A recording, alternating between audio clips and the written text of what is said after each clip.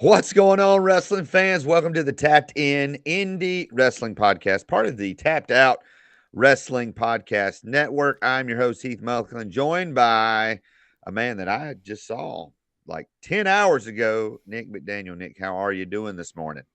Uh, Good. Maybe I don't want to lie and say great. The voice is still kind of hanging in there. It's going to be tough to get through two shows, I think, this week, but I'll manage. I'm sure I'll get through. Yes, we were out very late at Southern Fried Championship Wrestling. We're going to jump into that in a minute. But fans, if you want to get early access to all the shows on the network, if you want to get access to all the behind the scenes stuff, you want to go to patreon.com/tapped-out-pod. That's how you can support the show.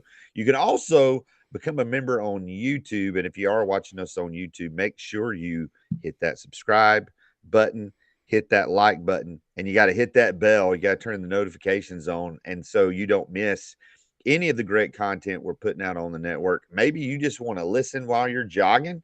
Hey, we're everywhere. You can listen to audio podcasts, Apple Podcasts, Spotify, iHeartRadio, Ham Radio. We got it all.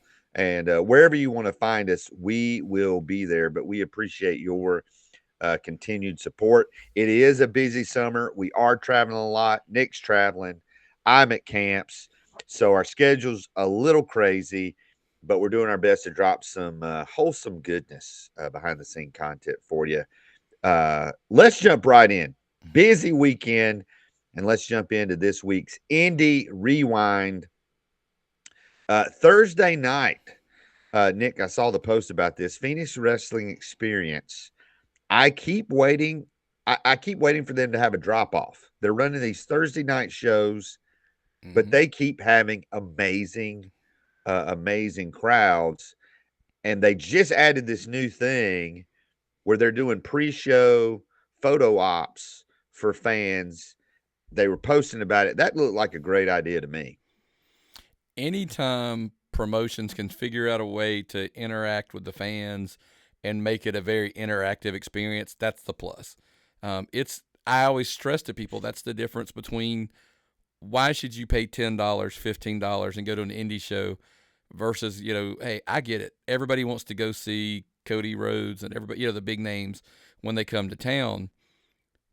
But the interaction your kid's going to get with somebody on a local indie show will completely set that experience apart for them. And I promise you, they'll probably take as much from that as they will one of those national shows.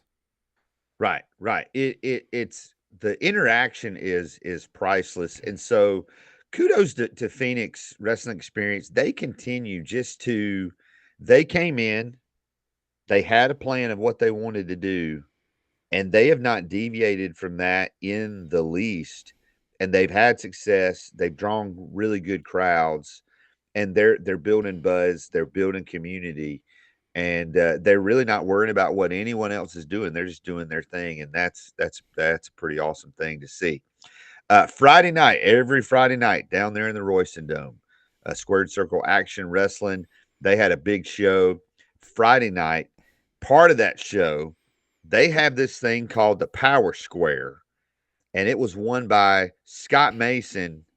And this gives him the ability to challenge for any title in Squared Circle Action Wrestling at any time. This is a really cool concept. We've seen the cash ins and we've seen, hey, you can cash in for this title or whatever. But the ability to cash in for any title anytime kind of is a new twist. Yeah, look, it's look, Scott Mason won't make our underrated category that we're going to discuss a little bit later. Scott Mason falls into a lot of people like to call him overrated, Scott Mason. But look, kudos to Scott. He keeps plugging away, and that fan base loves him. That is his wheelhouse. That is his hometown, and they love him to death. And I think having him have the ability to create story, because that's Scott's strength, is in story mode, and that just the ability to constantly dangle and tease and just kind of intrigue that crowd with the Power Square. And the question becomes that's what's cool about everybody talks about Money in the Bank in WWE, right? They can cash in. And then they always have that story of like, oh, he teases the cash in, the crowd goes crazy. Scott Mason can just float that arena constantly and just basically tease, because he could do, think about it, he could roll out a partner and cash in for a tag championship. He could cash in for a singles champion, whatever he wants. So that should be entertaining in itself, is just watching the progression of Scott Mason and what he does with his power square. One thing I really appreciate about Scott Mason, and we talk about this all the time, Scott knows his lane, and he just turns it up to 11 in that lane. And he is one of those guys who really, it was over the last maybe 5-6 years, just really found his niche in Georgia wrestling, and really became a top guy in several promotions. And it's just cool it's really been cool to see, kind of, he went from the Habersham hero to more of kind of like almost like a bunkhouse brawler kind of deal. So the Habersham hero elevation, like, and a lot of this gets lost because Anarchy had that long break. But that, to me, is when Scott Mason found his groove. That when he got in with the program and Proc and with, Hunter James and those guys, that's kind of when I think everything really started firing on all cylinders, and he shot to the top. And I think, look, that was the advantage of Anarchy.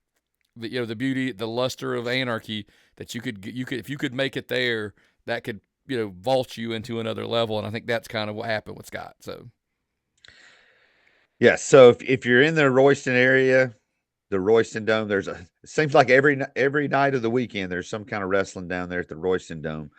Deep South ran yesterday. Skrilla still the man there at Deep South, and we keep hearing of Deep South talents getting opportunities elsewhere. That'll be interesting to see over the next couple of months. Deep South, man, running out a barbecue place, that's two of my favorite things in the whole world. Congrats to Lucha. Lucha Daniels is the latest name that we're hearing, is looking like he's going to head out. And, so I know a lot of people, look, Deep South, it looks like it's one of those promotions that being involved with gives you an opportunity to maybe spread your wings and fly a little bit and break out. And like I said, Nick Patrick, obviously, being involved there, has connections all over because he knows everybody from his WCW days, obviously, right, and WWE days for that matter as well. So, yeah, kudos to those guys for taking advantage of those opportunities. Absolutely. And then last night, the big show of the weekend, the big show of the year for Southern Fried, and that was Shindig. And Shindig, hold on a second, I got to turn off a notification from my from my computer. My computer's trying to talk to me. This was my first Shindig. It was a very special day for me for multiple reasons. If you ever get the chance to check out downtown Monroe, let me highly recommend that. This show, man,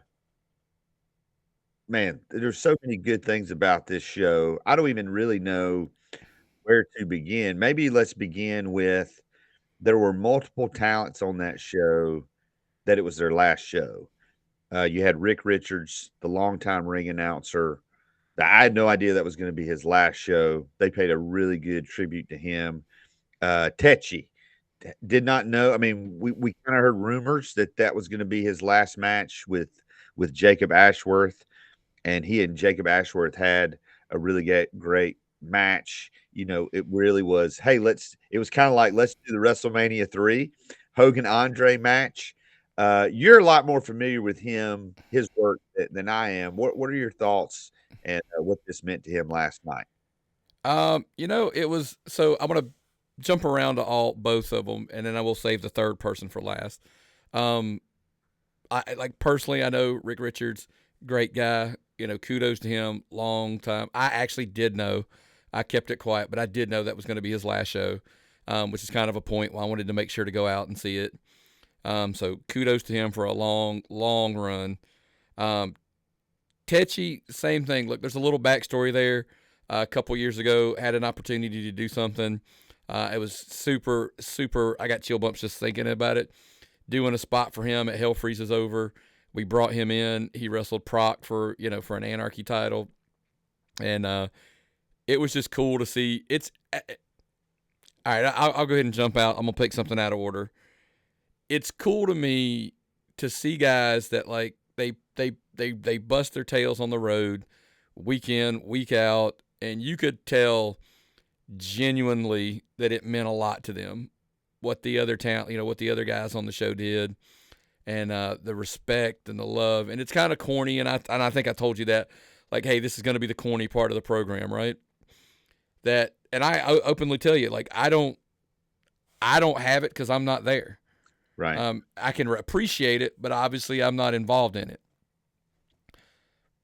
But it means the world to these guys that they're on these roads together, and they're, the car rides, and we always hear the stories and all that kind of stuff.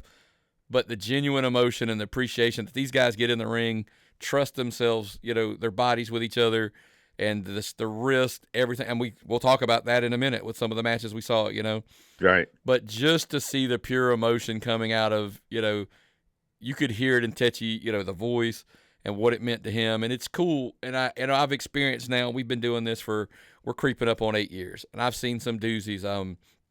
I've had some tear jerkers myself. I saw, as crazy as this is what I'm about to say, I saw Terry the Rocker Lawler retire a few years ago. And before, and it just, and I experienced that from a different viewpoint.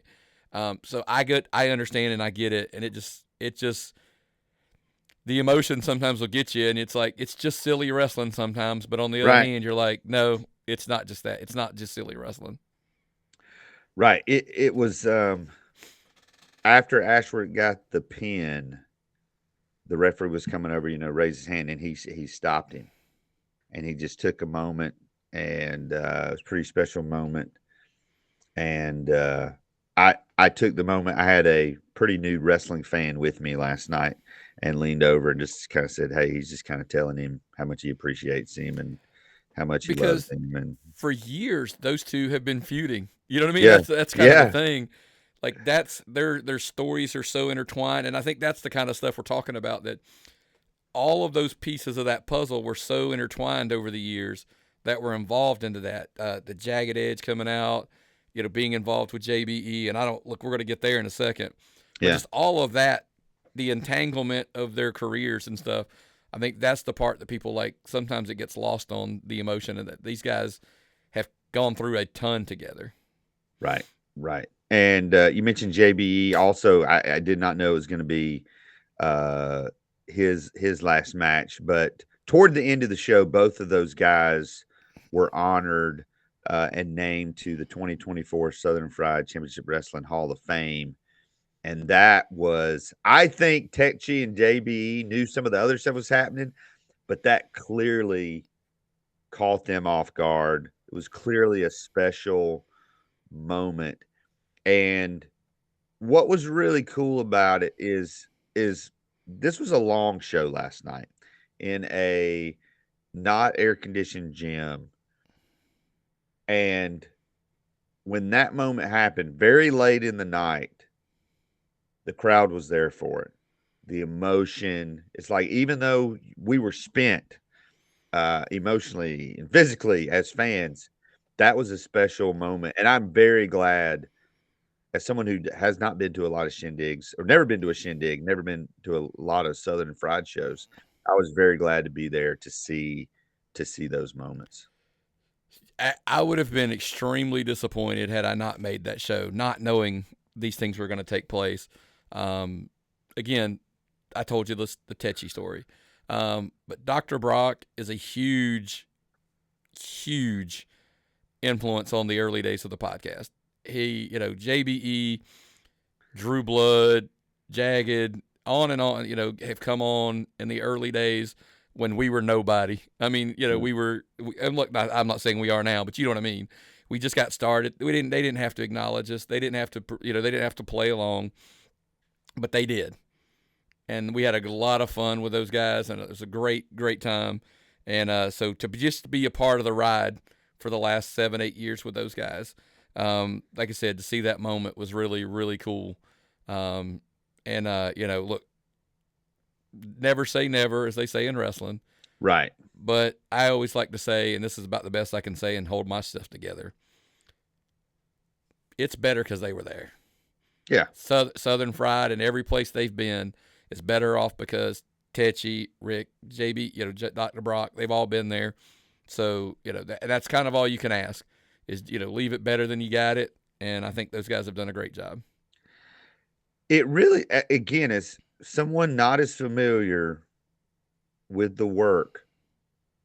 There's a huge gap now because Tetchy's a character. The entrance, the style, no one like him in Georgia. No one. And now there's this void of, okay, who can fill this monster scare? Who can fill that spot? Not saying anyone can, but I'm saying if you're a young wrestler out there, those are the things you got to pay attention to. Is like, okay, no one's doing that now. Maybe I could give it a shot. Mm-hmm. But there were some great matches on this show. The ladder match for the Classics title had a little bit of a twist on it.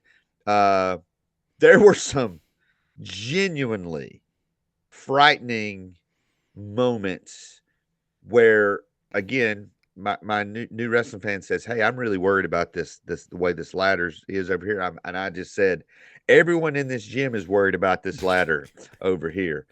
But it did not look a very exciting match. Billy Buck, holy cow, they love them some Billy Buck down there at Southern Fried. Oh yeah, and look, he looked like $1,000,000. He went out there, absolutely delivered. Look, and I just look. I was in the back after the show, and I just said, "Listen, with ladder matches, sometimes the best is like nobody died. It was like Right. awesome. Everybody survived for the pretty much unscathed. So great job." I didn't feel like,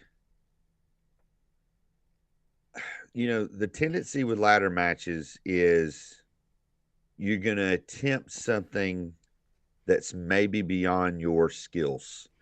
And I did not feel like, I feel like Correct. everybody said, this is what I'm able to do. I'm going to do this. And like you said, no one died. The two, I guess we would call these co-main events at different places in the show. Nick Halen defeated David Manders after a lot of run-ins and a lot of fighting. But what does this mean for the future of Southern Fried? I mean, they've been feuding for a long time. What does this mean for David Manders in the future? I think this is why you got to show up July 20th. There's a huge question mark now. I mean, is this over?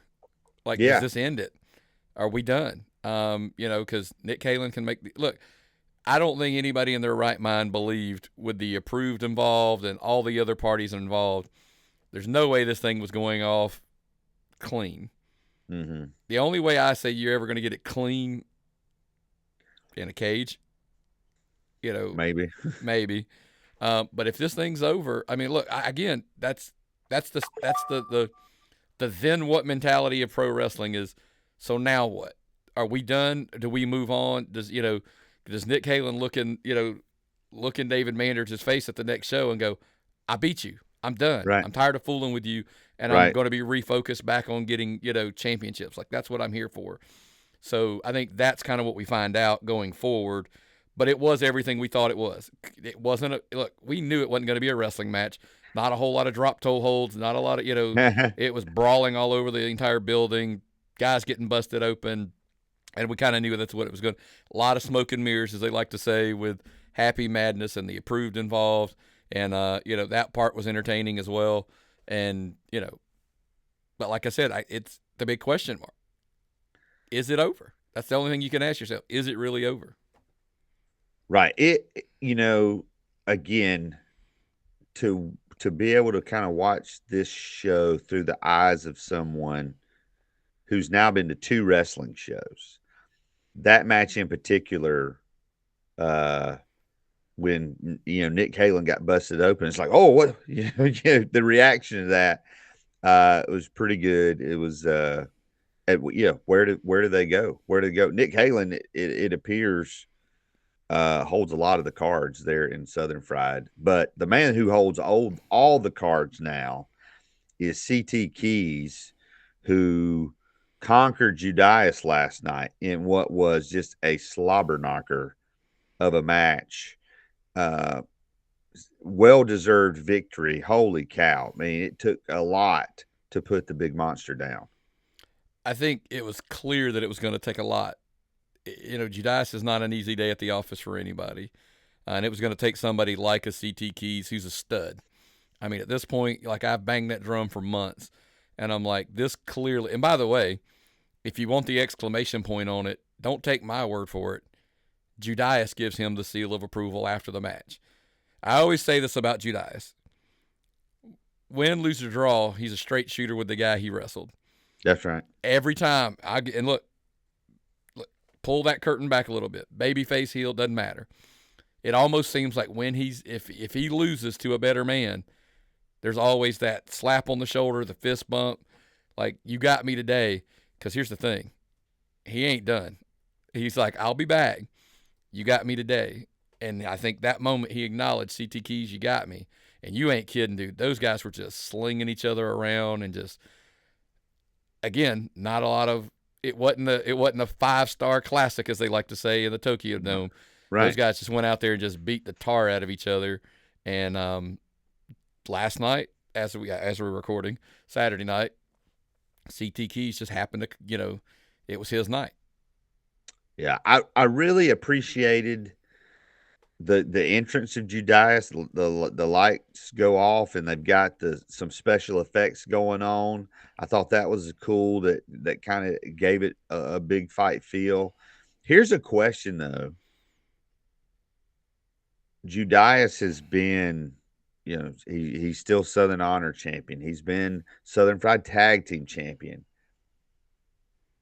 I'm not saying this is the end of his run on top, but is this the end of his run as holding multiple titles, multiple promotions? He's a guy that doesn't need a title. But I'm just curious to see what the future holds for him. I'm sure he'll be a mainstay here in Georgia and NWA, but to see what his role is moving forward. I would take any day of the week, and I've said this now for probably a year. I'll probably say this till my voice is completely gone. Billy Corgan there needs to be an NWA strap around his waist. And I'm not knocking any Southern Honor, Southern Fried, or whatever. That NWA title's what needs to be around his waist. And if I'm Judias, I would take that trade any day of the week. Give me, and even if it's baby steps, if it's going to be their TV or their North America or whatever, give me but I'm like, that NWA title needs to be, because no disrespect. No, okay, I'll say this. Probably with disrespect. I don't know, you can say it. I would take him over their current NWA world champion. Yes. I just would. And that's, if I was putting a poster together, I'd put that belt around his waist over the guy that's got it right now. I'd put that over the last 3 guys that have had the NWA world title. Yeah. Yeah. So take that for what it is. But look, Judias has a place at the top as long as Judias wants a place at the top. That's the way I look at it. Right. Yeah, not much more we can say about that. Today, we're recording on Sunday. Change for Wrestling, their inaugural show. They're in Conyers at the Platinum Championship Wrestling building. Lots of great matches. The big deal with this is it's the very first all African American run show, talent, booking, top to bottom, referees. Three matches we want to highlight.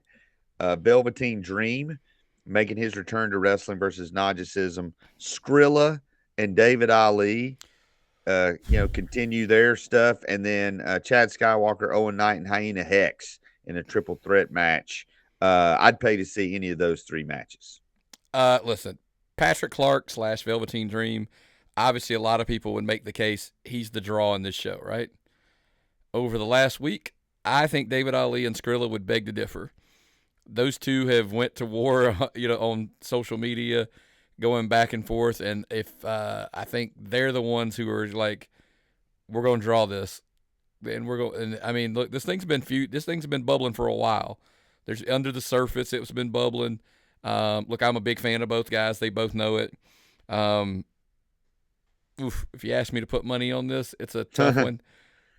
Deep down inside, I make a joke. I'm gonna make a joke out of it here and say that, not a joke of the situation. But those two, if they in their heart of hearts was like, who's going over, they probably know where my money is, literally. But both of those guys are just literally just firing it up on all cylinders to get those people in there for the show. David Ali, a guy who moved out of Georgia, just wrestled in, what do we say, Minnesota a couple of nights ago. You saw on Facebook this morning he was leaving Minnesota. Yeah. That could factor into the match. But it's good to see David. Always good to have him back in Georgia, and that's going to be. David Ali and Skrilla, possible. If you're ranking matches of the year, that one definitely has the potential to be that. So that's a look back at what happened this last weekend. Let's look ahead now as we talk about making the drives. Lots of great shows coming up next weekend. Friday night, Tyrone, Georgia, Action Wrestling. The big one there is Adam Priest versus Cruel for the IWTV World Title in the first ever steel cage match at Action Wrestling. I get it. The Action title's on the line. There's lots of stuff going on there, but I think that's your headliner. That's obviously the one that's going to draw. Adam Priest is a great young star. Mm-hmm. And I think he's got a massive upside and potential. I would just never, ever put money against Cruel, especially in a cage. I mean, you just cannot for any life of me to get me. I said it years ago that when they put that, before he won that title in IWTV, that when he got it, that title was his for as long as he wanted it. And I'm still going to stand behind that statement. 100% agree with you. This is, their last match ended in controversy, and Adam Priest trying to get to that title, get to that level, and we'll see. The other title on the line, the Action Wrestling title, one called Manders taking on Tyler Stevens, The Wall. I think this is maybe the first time these guys have faced off, but that's going to be a great match. I agree. I don't know if you caught the Battle Riot, the MLW Battle Riot. Manders, the one called Manders, was there. Him and I think the one called Manders has a huge run coming. And look, Tyler Stevens, I think the world of the kid. I think he's young. He's got a lot. He's working his way up.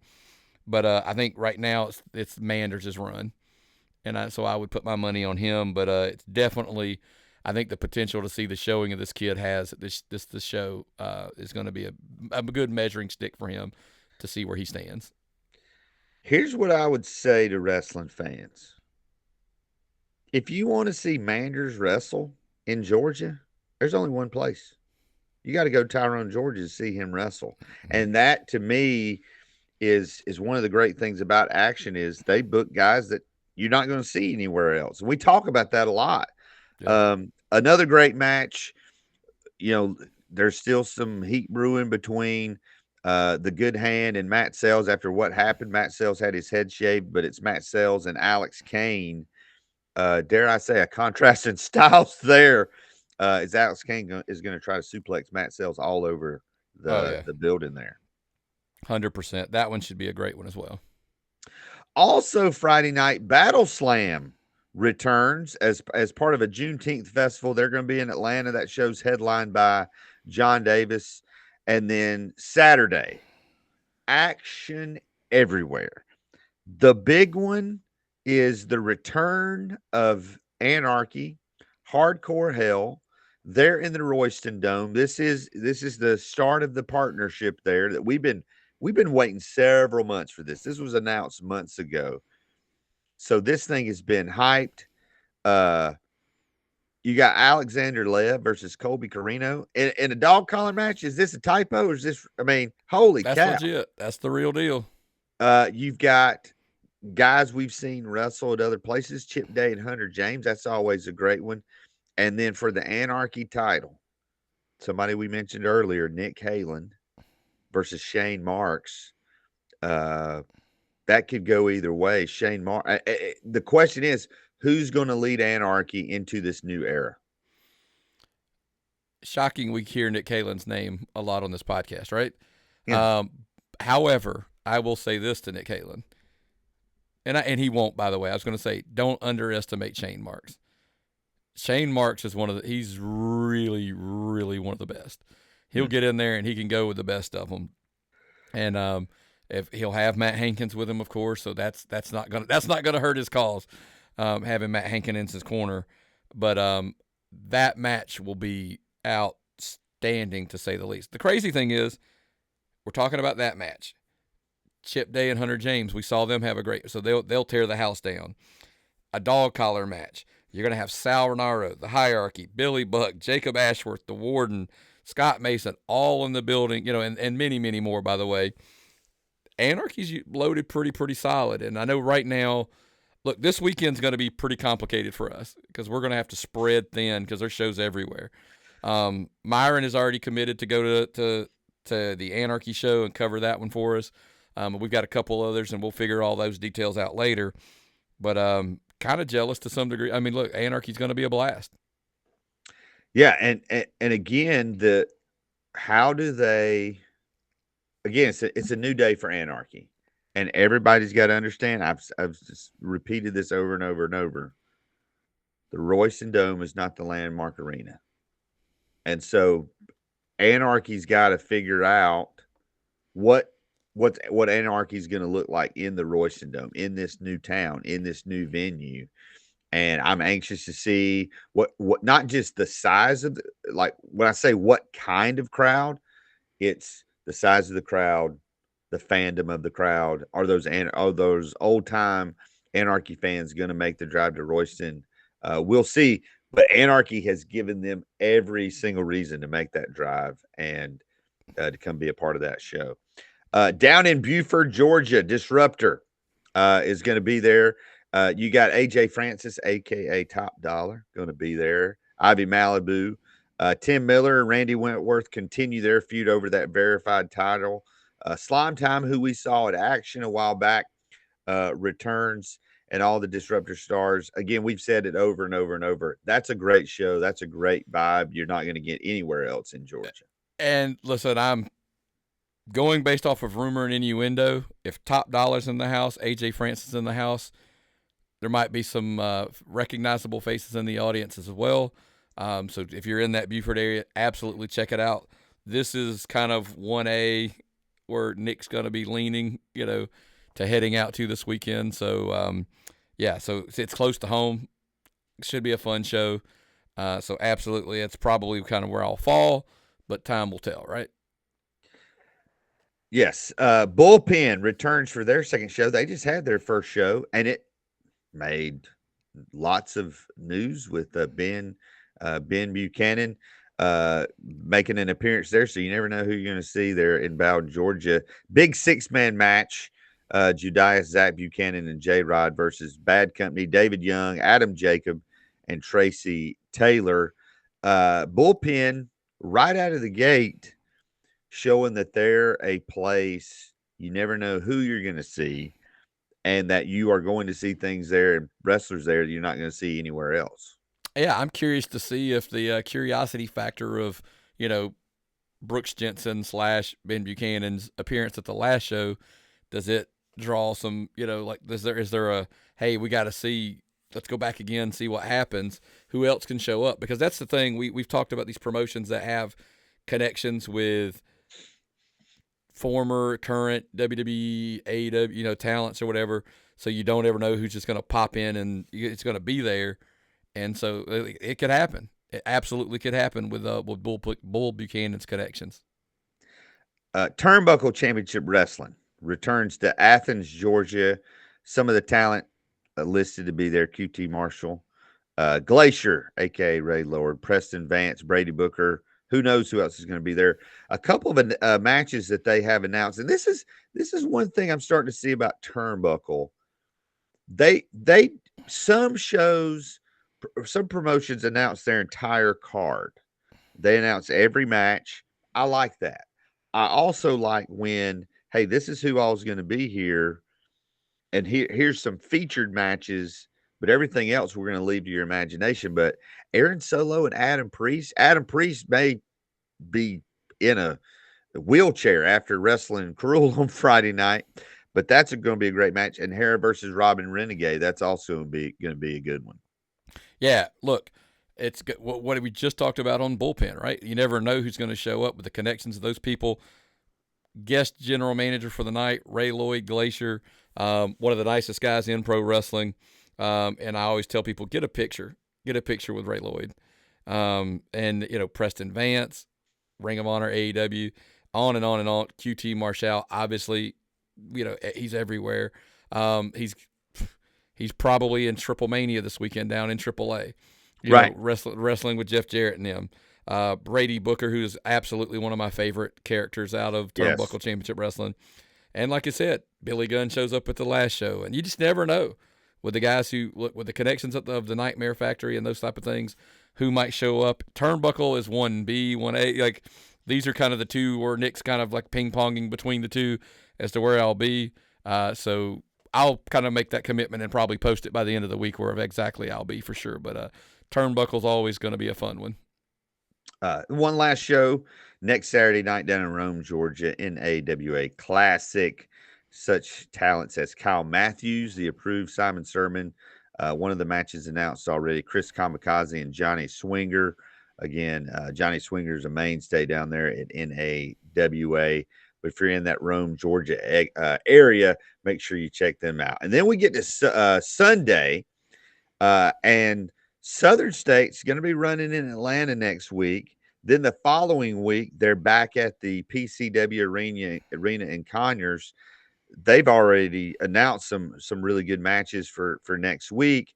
Evil East and Kylie Alexa, the Northside Heroes versus the Hierarchy for the tag team titles. Sal Renaro versus Dylan Lesend. That's a young man trying to make his mark in the Savage 16. That's going to be a great opportunity for him. Very. We talk about Sal Renaro. He's kind of like, he's in that guide where we talk about guys like, do you want to know where you stand in wrestling? Sal's pretty good at this wrestling thing. He's not bad at it, just so you know.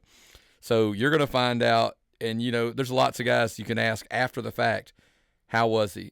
And he'll give you you'll know, kind of thing. And I think this, like you said, this will be a good measuring stick for Dylan.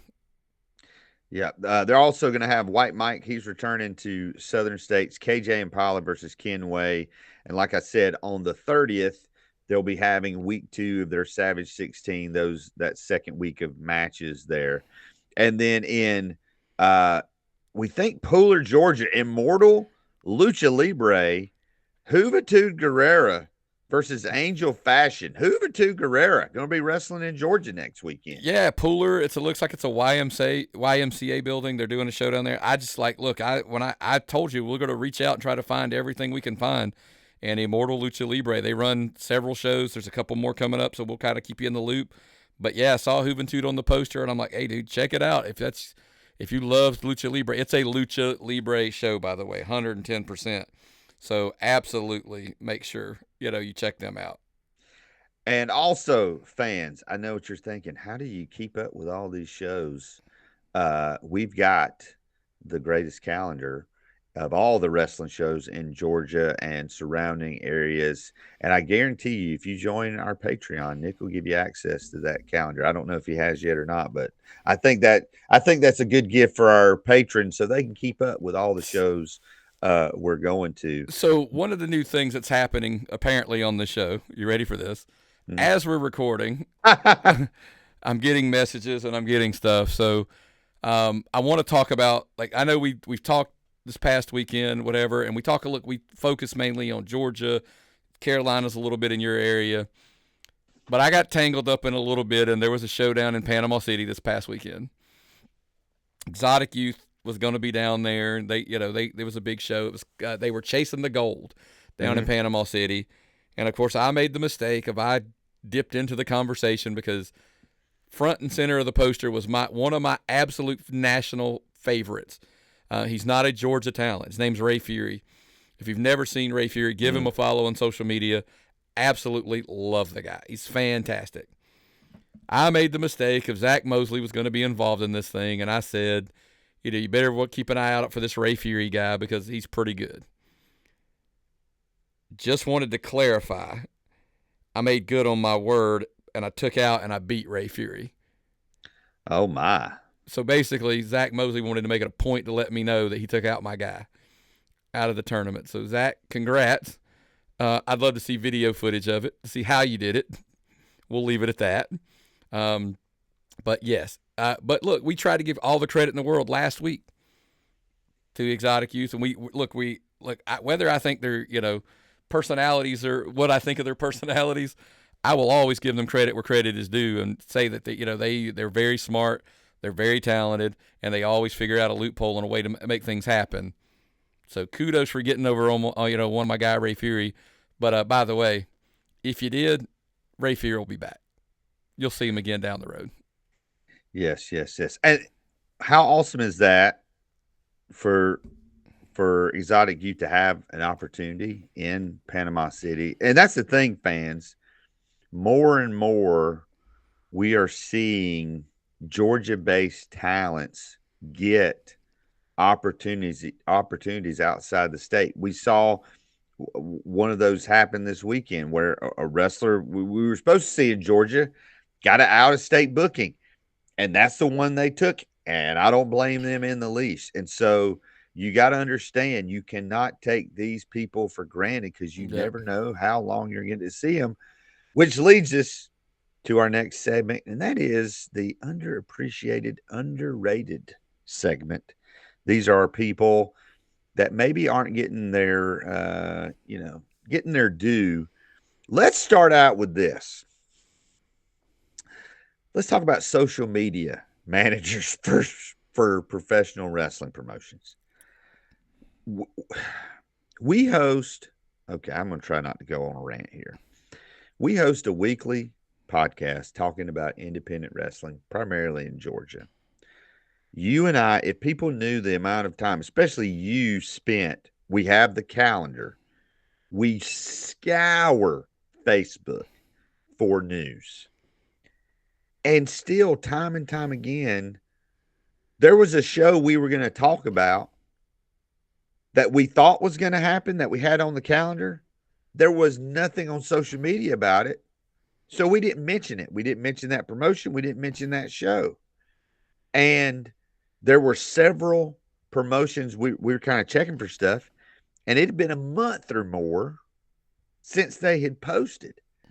And it is so key to be consistent. And I even thought about some of the shows this weekend. The David Ali Skrilla promos, back and forth, tremendous. But I also feel like if you're bringing in someone from out of state or a big name, part of that conversation's got to be, hey, you've got to help us promote on social media. You got to cut us a promo. As someone who manages a lot of social media, what are your thoughts? Oh, I agree. I mean, it was super simple. Like when we did, if you're bringing anybody of a name in, ask them as simple as, hey, can you get me a promo? Can you get anything? Like I said, I think the great example was the Skrilla David Ali thing, trying to, create that interest or whatever. And guys are like, oh, I'm not real, I don't do that. Dude, I'm holding up my phone if you're listening to audio. Literally, like, you have one of the absolute best cameras that you can get to just shoot have somebody stand out there, record it. But do it good. Pick a good location, take your shot. There's guys that do it really, really well, and then there are guys that just don't. But here's the thing. I'll take a guy who does it and doesn't hit a home run with it. At least he's trying. Because then you can give him some feedback. and say, hey, maybe next time do this, or maybe next time do that. Or how about this, guys? Hit up the guys that are doing it well and saying, how do you come up with this? Or how did you do this? You can cut that promo 80 times and we don't know we think it's the first promo. Right. Just That's cut right. it. So. We hear it said all the time, hey, if you're on a show, share the poster, share the poster, share the poster. What if there's not a poster to share? What if there's not details to share? So whoever you've got running your social media, you've got it. It's all about content. Content is king. I said something to somebody one day and they thought I was asking the world of them. While you're running your show, why is there not somebody backstage on your social media typing up essentially the results as the show's happening, and almost immediately when the show's over, post? Yes. Because then literally, and everybody's like, well, then you're giving it away. Show's over, folks. That's right. It's okay. Like literally as the show's progressing, somebody's sitting there, like that's their social media person's job, typing, even if it's just the results, you're not typing. Like, dude, I'm not asking you for a full report. Give me the highlights. Give me the notes, baby. Give me the highlights. And then literally post it when it's over. So the second your show's over, and by the way, at the very bottom, we'll be back on this date, this time. Tickets are available, blah, blah, blah. Boom, done. Yeah, this is not, it's, some of it's rocket science, but filming the stuff is not rocket science. There's some science to when you post and where you post and all that, but that's a talk for another day. Here's another one, and thinking about Rick Richards retiring last night, I would say good ring announcers underappreciated. How great is it? You think about, and I can't remember how many years they said he had been. 34 years in the business, 13. I think 13 at Southern Fried, yeah. How great is it if you are a promotion and you're not even penciling a guy in? You're writing his name in Sharpie that every 2 weeks, this guy, he's going to be there. I'm going to give him the dates. I don't have to question. He's not. Rick Richards doesn't ring announce anywhere else to my knowledge. He is the Southern Fried ring announcer. And for 13 years, they've not had to worry about it. There may have been a time or two they had to kind of get a replacement. How many wrestling promotions have we seen scrambling? And we just talked about a couple of weeks ago that everybody's trying to book the same 3 ring announcers in Georgia. Yeah. And if you got one that's consistent and is going to be there, booking a wrestling show is hard. People don't show up. People cancel. If you can have a ring announcer that's there day in and day out, takes a little headache off your mind. Here's these next ones. Is it possible, as we talk about underrated, underappreciated, and I'm not saying by us, is it possible that in Georgia, Nick Halen is underappreciated? Yeah. Listen again, and it's gonna sound weird to say. Should we rattle his resume off? We talked about this last week. He was in the hot hand. But how can a guy be in a hot hand and still be underappreciated? I don't know, because every time we talk about the best wrestlers in Georgia, we keep hearing these other names at the top. Right. And I'm like, okay, let's go back. He's involved in the top angle with the end game up at Southern Honor. Mm-hmm. He's in 1A, 1B story with David Mander. You trust him enough to put him in there with the owner of the company in a feud, in a street fight.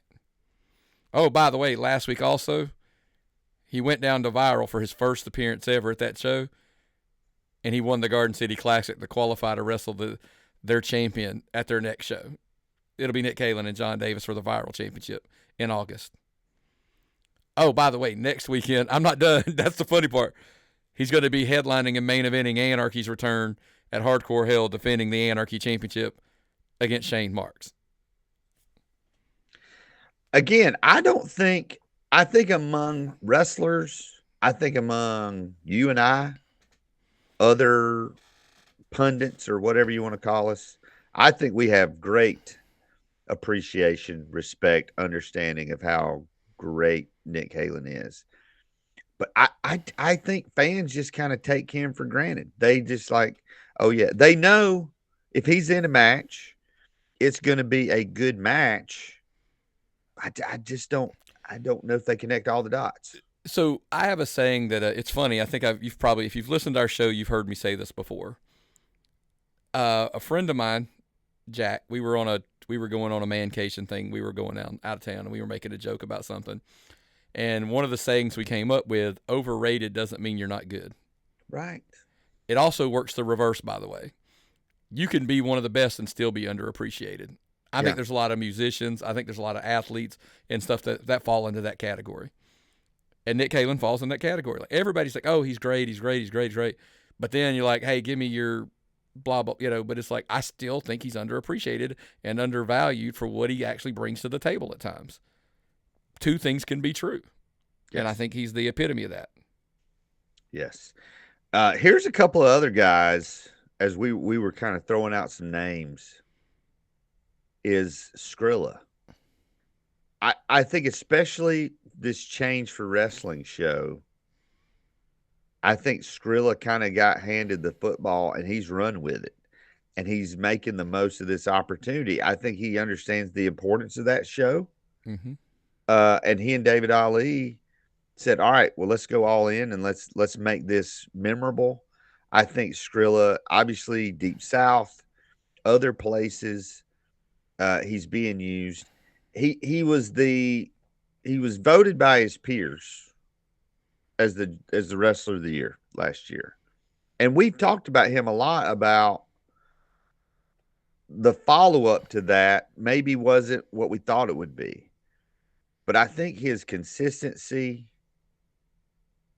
his reliability, you don't really hear about Skrilla not showing up, not having quality matches. And I would definitely say, as someone who's fairly new to the Georgia scene, he is definitely someone personally that I have underrated and underappreciated. Look, I banged that drum for a good year. I tried to tell everybody, stop sleeping on Skrilla, and I think he might be one of those taken for granted talents. That it's like he's getting out there and he took it as a personal challenge. He's leading the charge at Deep South. He's a heavy player. He's heavily involved in what's going on in IWE. Mm-hmm. I mean, he's literally a focal point in one of their stories that's going there. Obviously, now in Change for Wrestling, he took it upon himself, like you said, to pick that ball up and run with it. Everywhere he goes, I always tell people, he accepts the challenge. Yes. He's like, I'm not just on the card. I want to be a pivotal piece of the card. And he tries to, take that ball anywhere and everywhere he goes. And so I do think, yes, there are times a lot of people just kind of overlook him, which is kind of ironic considering, like you said, last year he was voted Wrestler of the Year. Yeah, the thing that I really like about Skrilla, no matter where he is on the card on your show, he comes in with a little bit of a chip on his shoulder. Like he's got something to prove. Even as voted by his peers Wrestler of the Year, he still wrestles and works like he's got something to prove. And he's going to continue to improve and get better and get other opportunities. Yeah. Do you think it fits? I'm going to ask you this real quick. Sorry, then we'll move. Yeah. Is that chip on his shoulder because it seems like no matter any accolades he gets, I think there's a chip on his shoulder because he still doesn't feel like he gets the respect he thinks he deserves. 100%. 100. I think. Here's the thing. I mean, to be named. How do I don't want to win the award and have it questioned. I mean, it is what it is. You got the votes. And I think I like that. He didn't feel like he had arrived. He's like, and I would say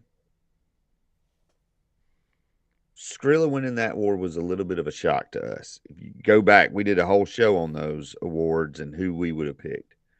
And I think maybe that was I didn't think last year was Skrilla's year. I think, and And I don't know that this year's been his year, but there's still half a year left. So I think he's just he's still trying to prove something, and that's what keeps you sharp, Yeah. and that's what keeps you improving.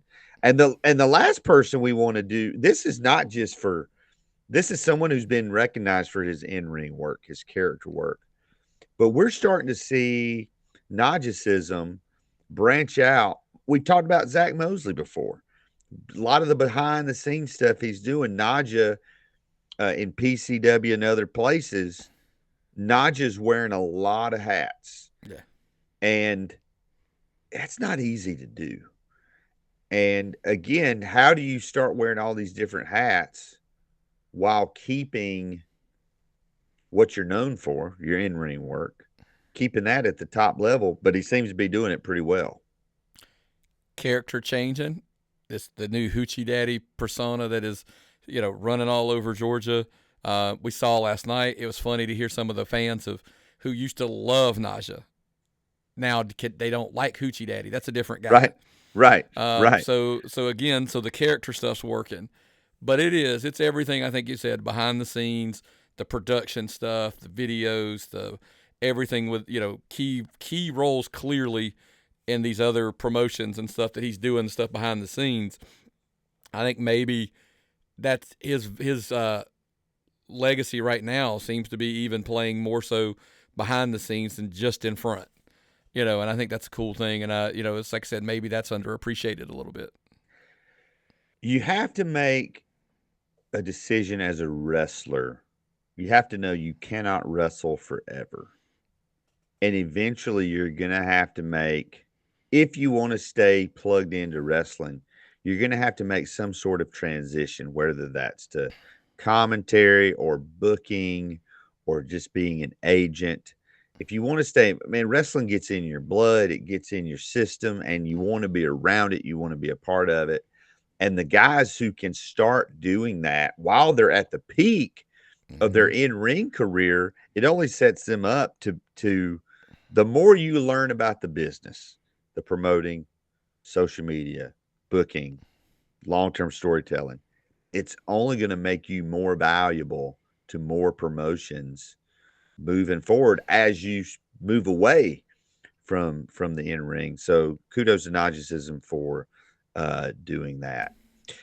Real quick, fans, we want to kind of give you just a roll call of champions. We're 6 months into the year, and we've got time this week. Again, we're not going to belabor these, but we've had some title changes, and we just want to give you the updates of who's who and where, and maybe talk a little bit about this because there's been several title changes since the last time we did this.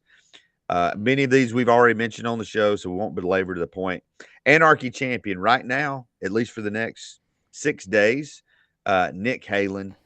The Southern Honor champion, at least until August, Judias. He's got that big last man standing match against Gunnar Miller coming up at Rumblejack. Southern Fried, new champion, CT Keys. IWE, White Mike continues to be their champion. He's going to have a big title defense coming up at the Beckplex, that big show. Action Wrestling, Manders, at least for the next 5 days, he's still the Action champion. John Davis, the Viral Pro heavyweight champion, going to be defending against Nick Halen. I'm trying to figure out how to get to that. I got to look at the dates. I'm trying to figure out how to get to that viral show. Real quick, I will stop there. What does the Nick Halen John Davis match look like, Nick? It's power and speed. And technical. That's going to be just, again, it's styles make fights, and this is going to be a good one because it's going to be 2 different guys. Does this just reinforce our point about Nick Halen? That hey, we got John Davis, who's just a stud. Yep. And we're going to bring in Nick Halen because we know Nick Halen can make our champion, who already is a stud, look even better. Just pretty amazing. Or beat him. No, that's right. Yeah. That's right. Then you got WrestleMerica Friday, the champion now for a week into his title reign. You got Georgia Championship Wrestling, Terry the Rocker Lawler is the champion down there. Deep South, Skrilla, the champion down there, defended that title just last night. Nagicism, the aforementioned Nagicism, is the champion at Platinum Championship Wrestling. And Disruptor, champion Vari Morales. We're not sure if he's defending that title next weekend, but that'll be interesting to see. And Coastal Empire, Randy Reno still, and we will see that. He's got a title defense coming up, so we'll sec on him as well. So that'll be fun. Yeah, again, we're trying to. We kind of have the ones we know and talk about, but we need your help. Wrestling Promotions, tappedoutpod@gmail.com. You can message us via social media. You can shoot us a DM. We want to know. We say this every week. We want to talk about your promotions. We want to help you promote your shows. We want to talk about your wrestlers. We just need your help in doing that. We are trying to cover as much ground as possible. And there's just a lot of ground to cover in Georgia wrestling as Georgia wrestling continues to grow. So Nick, any final thoughts on what was a fun-filled weekend? No, man. Look, it was a big weekend, lots of stuff going on. But even the crazy thing is next weekend's even bigger. So next week will be a huge show. Make sure you're, like you said, man, make sure you're subscribing and checking us out because next week's going to be a big one. It seems like every weekend is loaded. It seems like every weekend now there's either a Shindig or a Hardcore Hell or a Rumberjack or something that is just like something you got to put on your calendar. Oh, yeah. It's going to be massive for the summer's hot, man. That's all I can say. Summer's hot. That's right. That's right. Well, fans, don't forget, patreon.com/tappedOutPod is where you can get all the shows early. It's where you can get lots of behind the scenes shows, lots of stuff behind that paywall. YouTube. Subscribe, thumbs up all the videos, hit that bell, get all the notifications, or just listen and download wherever you listen to your audio podcasts. We continue to be so grateful for your support, for your kind words, for your messages. We continue to be grateful to the wrestlers and promotions that reach out to us and just say thank you. This is a labor of love for us. It's the reason I stay out late on the weekends, driving back from wrestling shows. It's because I love it. This is something that we all love. So thanks for watching, listening, supporting the show. But for Nick McDaniel, this is Heath Mulligan, and thanks for listening to this week's Tapped In Indie Wrestling Podcast, and we'll see you at the matches.